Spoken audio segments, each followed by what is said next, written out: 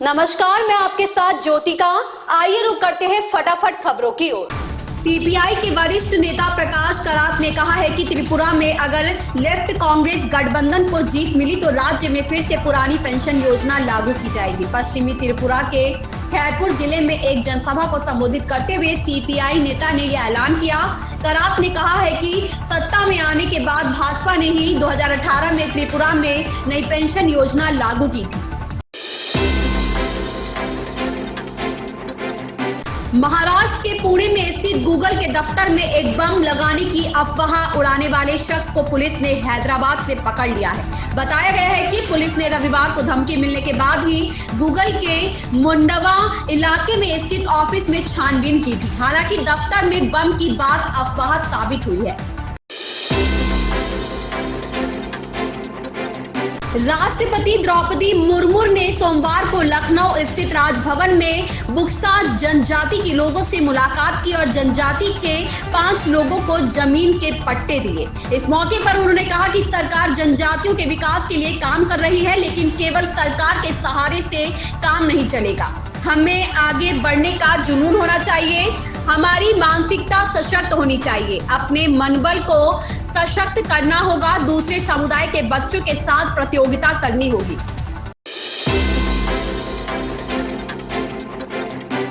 मौसम में आए बदलाव के बाद दिल्ली एनसीआर में चली हवा से पारे में मामूली गिरावट दर्ज हुई। हालांकि दिन में खिली हल्की धूप से रविवार को थोड़ी राहत रही। सोमवार को भी दिल्ली में 35 किलोमीटर की गति से हवा चलने का अनुमान है, जिससे तापमान में कुछ और गिरावट हो सकती है। हालांकि मंगलवार से तापमान में बढ़त होने की उम्मीद है।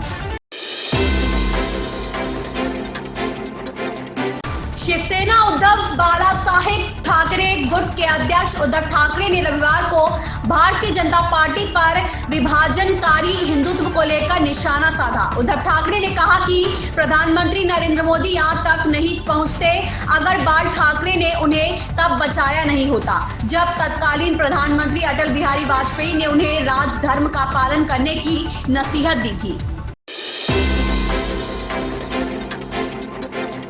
राजस्थान सरकार के फैसले के विरोध में सरकारी स्कूल शिक्षक उतरे हुए हैं। शिक्षकों की नाराजगी विद्यार्थियों के जन आधार कार्ड अपलोड करने की जिम्मेदारी को लेकर है। सरकार ने विद्यार्थियों के जन आधार कार्ड अपलोड करने का जिम्मा शिक्षकों को सौंपा है और इसी बात का विरोध किया जा रहा है। शिक्षक संघ ने शिक्षकों पर दबाव डालने का विरोध जताया है।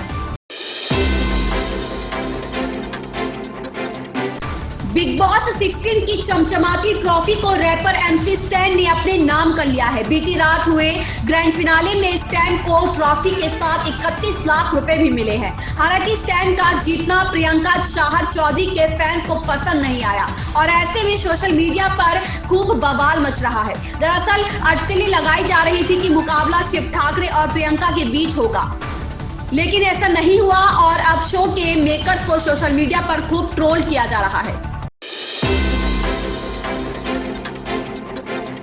अडानी मामले को लेकर राज्यसभा की कार्यवाही हंगामेदार रही। विपक्षी सांसदों के हंगामे और नारेबाजी के कारण राज्यसभा की कार्यवाही को 2 बार के स्थगन के बाद अगले महीने 13 तारीख तक के लिए स्थगित कर दी गई। राज्यसभा की कार्यवाही जैसे ही शुरू हुई, विपक्षी सांसदों ने हंगामा मचाना शुरू कर दिया। इसके बाद सभापति जगदीप धनखड़ को सदन की कार्यवाही को स्थगित करनी पड़ी।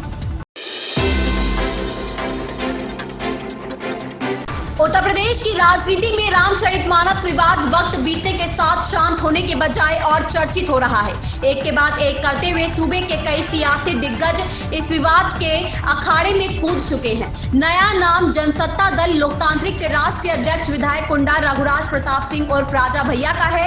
राजा भैया ने कहा कि हमारे भगवान को कोई अपमानित करे तो हमको उसका तार्किक ढंग से प्रतिकार करना चाहिए। भगवान राम भी परीक्षा ले रहे हैं कि मैं देख रहा हूं कि कौन बोलता है मेरे प्रति या सब सिर्फ कथा सुनने ही चले आते हैं।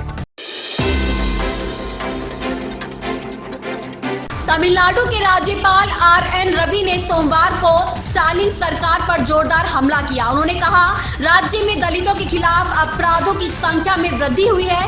राज्य सरकार दलितों के खिलाफ कथित अपराधों को रोकने में विफल रही है और यहां आपराधिक न्याय प्रणाली पूरी तरह से धराशायी हो गई है।